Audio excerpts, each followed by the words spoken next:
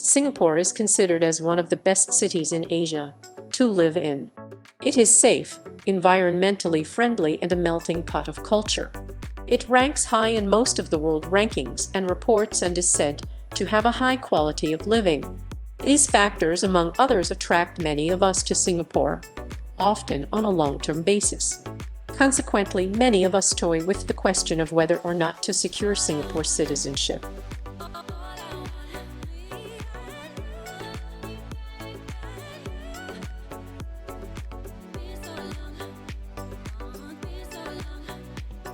Singapore passport holders have very few travel restrictions around the world.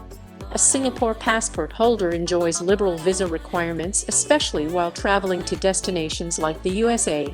According to the Henley Visa Restrictions Index, a global ranking of countries according to the travel freedom, visa-free access their citizens enjoy.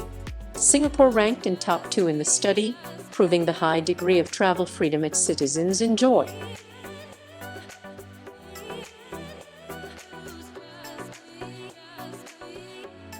Most companies prefer to hire citizens or prison foreigners. In addition to general mentality, the advantage for employers is that there is less paperwork, formalities, and expenses involved. Only Singapore citizens over 21 years of age are eligible to buy and rent apartments from the Housing and Development Board, HDB. These include subsidized 2-room that includes 1 bedroom plus living room, 3 rooms that include 2 bedrooms plus 1 living room. Similarly for 4 and 5 BHK and executive flats. Singapore citizens are also eligible to buy subsidized executive condos and studio apartments developed by the HDB. Citizens can also enjoy the unique benefit of obtaining loans at a concessionary interest rate from the HDB to fund their housing. In addition, Singapore citizens who are first-time buyers of government-built flats can enjoy housing subsidies such as the Housing Grant. The CPF Housing Grant is a subsidy, up to SGD 40,000 provided by the government to assist households who have met the eligibility criteria to buy an HDB flat. Only a Singapore citizen is eligible to rent a subsidized flat from the HDB upon satisfying eligibility criteria. When HDB flats are being upgraded by the government, citizens pay only a fraction of the costs, while permanent residents have to pay the full upgrading cost of items that they have opted for. While citizens can buy any type of private residential property, permanent residents must first seek approval from the Ministry of Law if they want to buy landed property.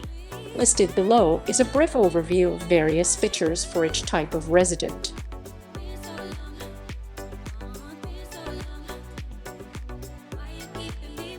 The CPF is a compulsory Social Security savings plan for citizens and permanent residents. Both employers and employees make monthly contributions of 17 and 20 respectively to the CPF, which is divided into 3 accounts. Ordinary account. The savings can be used to buy a home, pay for CPF insurance, investment and education. Special account for old age, contingency purposes, and investment in retirement. The CPF contributions by the employer are non-taxable, and your share of the contribution can be used for tax relief purposes. Non-citizens and non-PRs are not eligible for CPF. Any contributions by a foreigner is considered voluntary contribution and cannot be used for tax relief purposes.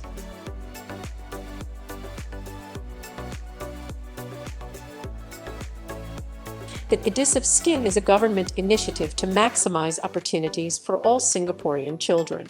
The scheme awards students who excel in academic and non-academic activities.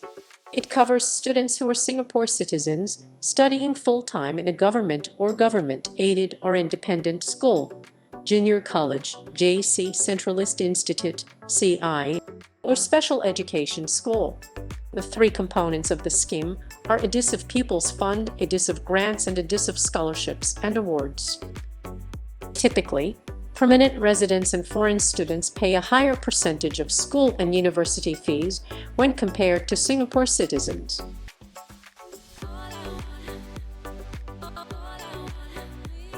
Medifund is an endowment fund set up by the government to help finance medical expenses of needy Singaporeans only. The Medifund grants are provided to approved hospitals and medical institutions to help low-income Singapore citizens who, on satisfying certain eligibility criteria, pay for their medical treatment. This service is not available to permanent residents or employment pass work permit holders. Another benefit is PCPS/CCPS, Primary Care Partnership Scheme. At present, the 18 polyclinics spread across Singapore offer affordable primary health care. However, there are some citizens who may not be able to get to these polyclinics, and the PCPS tries to bring affordable health care closer to them. Under this scheme, participating private general practitioners and dentists provide common outpatient medical and dental treatment at polyclinic-level charges. The PCPS is applicable to citizens only who also have to satisfy other eligibility criteria. You are entitled to 16 weeks of paid maternity leave if your child is a Singapore citizen. For the first 2 confinements, the first 8 weeks of maternity leave will be employer paid. The last 8 weeks will be funded by the government.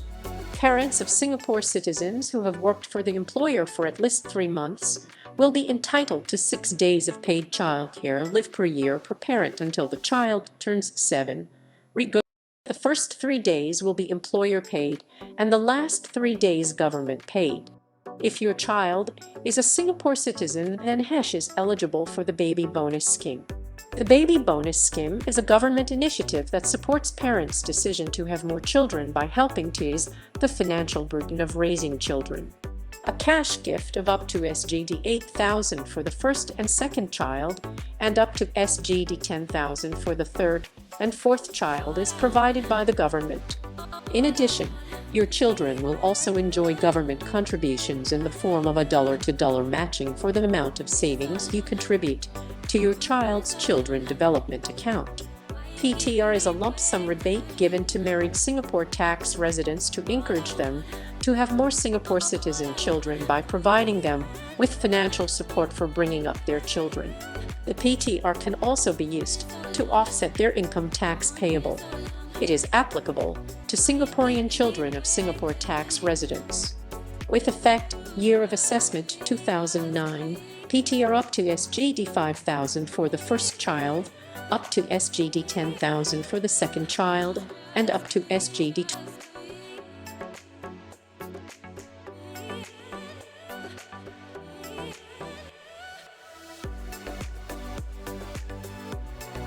Male Singapore citizens are liable for national service and must register for NS upon reaching 16.5 years of age.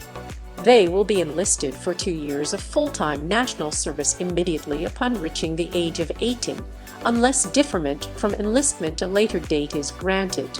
They are also required to serve 40 days of operationally ready national service every year until the age of 50 years for officers or 40 years for non-officers.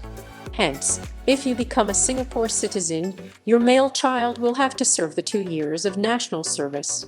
This is also applicable for second-generation PERS.